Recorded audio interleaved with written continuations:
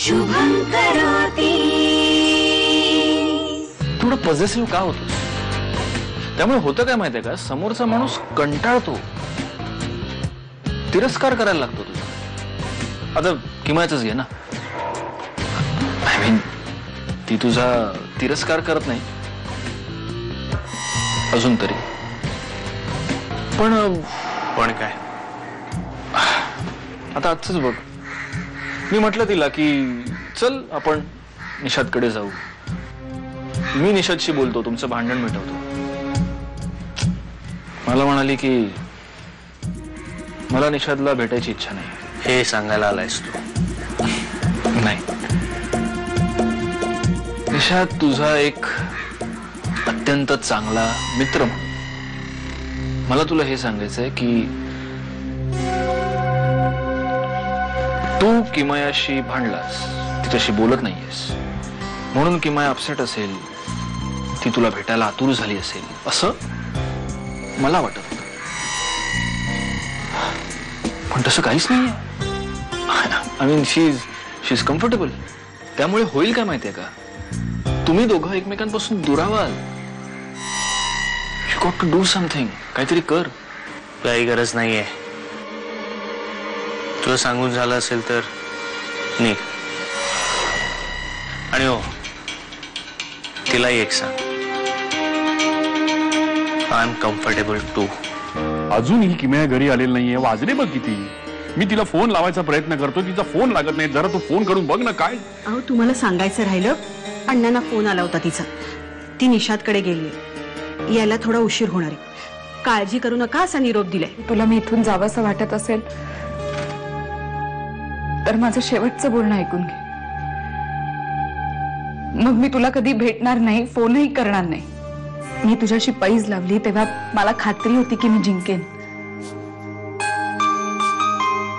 पण मी हारले।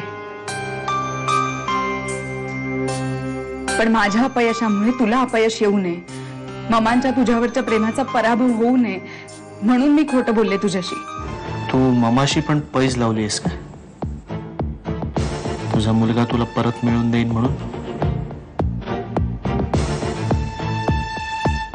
काय गंमत आहे ना, ज्या बाईंनी आयुष्यभर अनाथ मुलांना आईची माया दिली, तिच्या नशिबी स्वतःच्या मुलाचं प्रेमच नाही। याला कारण ती स्वतःच आहे। स्वतःचा संसार आणि मुलगा बेवारशी सोडून दुनियाभर फिरत बसली, दुसऱ्यांना माया देत।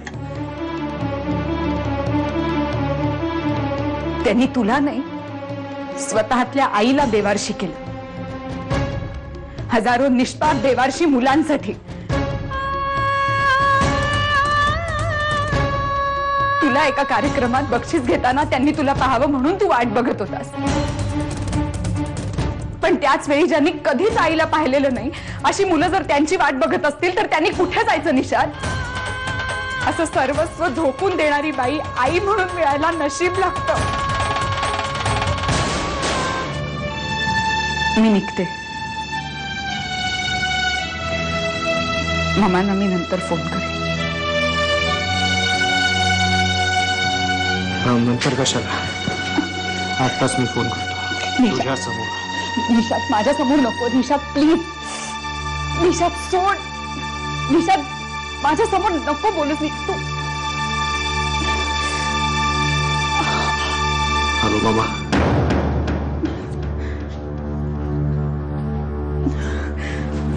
आई,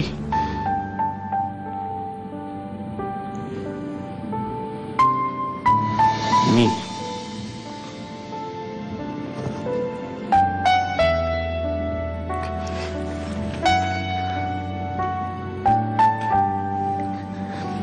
चुकलो। वृषाली,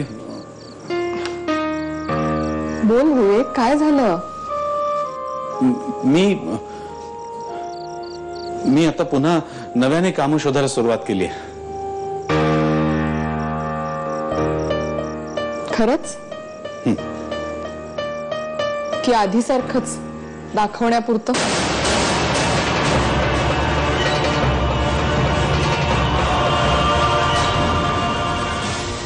शुभं करोति।